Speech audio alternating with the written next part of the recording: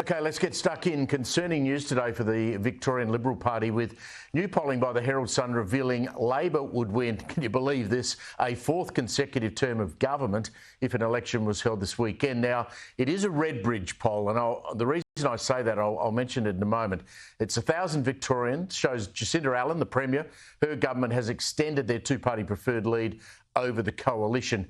Joining me now to discuss this and more is Victoria's Shadow Police spokesman Brad Batten. Brad, good to catch up with you again.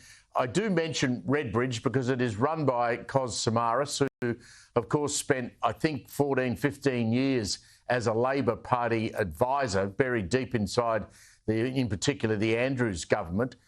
Does that mean that some of these Redbridge polls, you've got to be careful with the analysis? I think when we look at polls, Steve, we always have to take all of them as a bit of caution, and we have to listen to what they're saying, but at the same time, don't get spooked by them. And I haven't seen all the details into this poll, but what I have read so far is it was a poll that was taken for 1,000 people between February and May.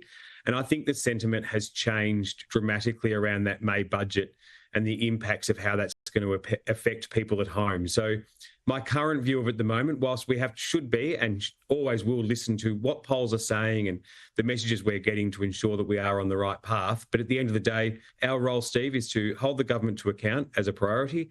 And number two, develop policies so people can have faith that if they do want to change their vote, that the Victorian Liberal Party is the place to go. For the sake of the exercise, let's say the poll's right. I still can't understand, and I talk to a lot of people. I don't have too many people coming up to me saying I can't wait to vote Labor back in. You look at the state of the economy, you look at the major infrastructure projects, billions of dollars over budget, and they're late. You've got the debt, you've got the land tax issue, you've got people selling up investment properties and moving interstate, you've got businesses collapsing.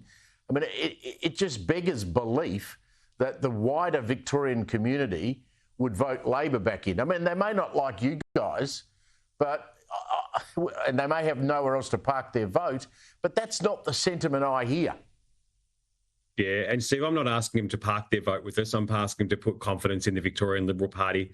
I think we've got some very good policies moving forward. We're going to be looking at, obviously, land tax and how that impacts people, particularly renters. One of the things that comes through my office, and I'm in one of the growth corridors, as you know, is the rental crisis. People are struggling to not only find a rental property, but the prices are increasing at a rate that is untenable, and therefore people are struggling just to keep a roof over their heads.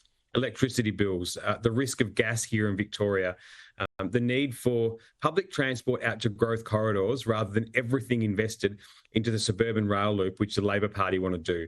The reality is there is an alternative out there, and I think we'll put forward many policies that Victorians will be able to have faith and trust in. And I've got confidence that we'll build that up. And by the time we get to November 26, we'll be in a really strong position to have a real red hot go.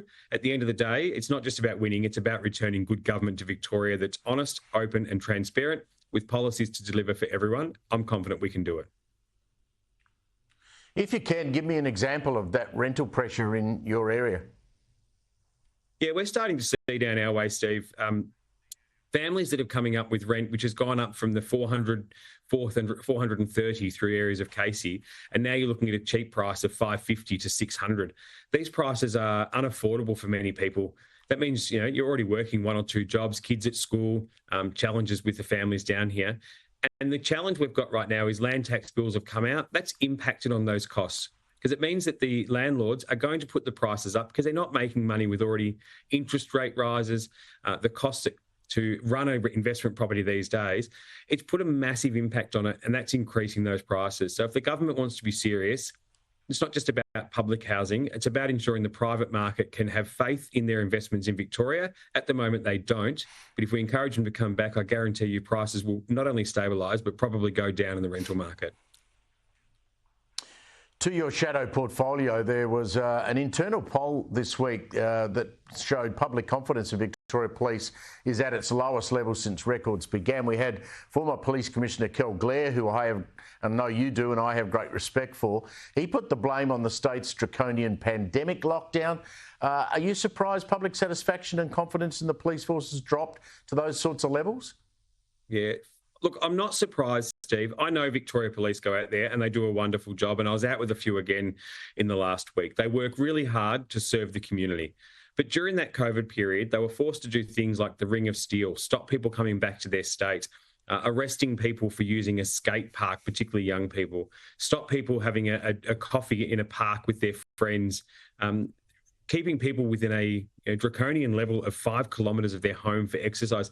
These are things that police didn't sign up to do. And the impact of that is people have lost confidence within them because the policies at the time meant that the Victoria Police had to enforce laws when it came to people protesting in relation to the COVID restrictions.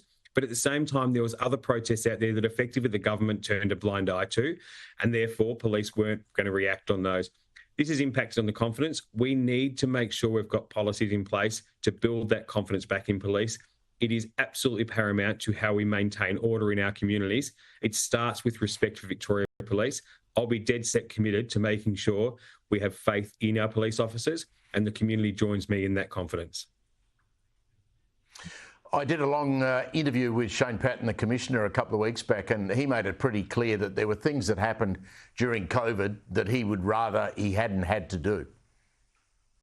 Yeah, it's 100%. I read your article in the Herald Sun. It was actually a really good interview into the in-depth insights of a Chief Commissioner who I know that you've said in the past, and it's been out quite public, that was too close to the government. But when you saw that interview, you actually saw that he wasn't comfortable delivering some of those things that we had to do around COVID.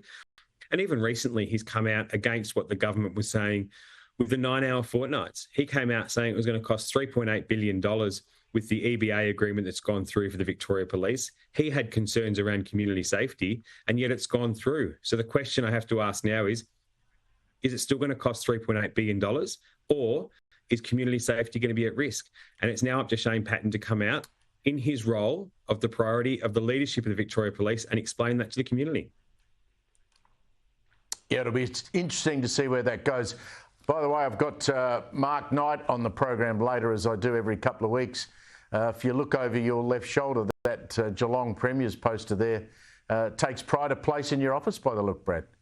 Yeah, it does. I'm a mad Geelong supporter, Steve, have been for a long time. And if you do run into Mark Knight, I've been waiting to get my ugly face. I want to see what he does with it. If it's a big nose, big ears, big eyebrows, I haven't quite seen it yet, but I'd love to see one of my pictures from Mark Knight. I'll get it. I'll see what I can organise, Brad. Brad Batten, thank you very much for your time tonight.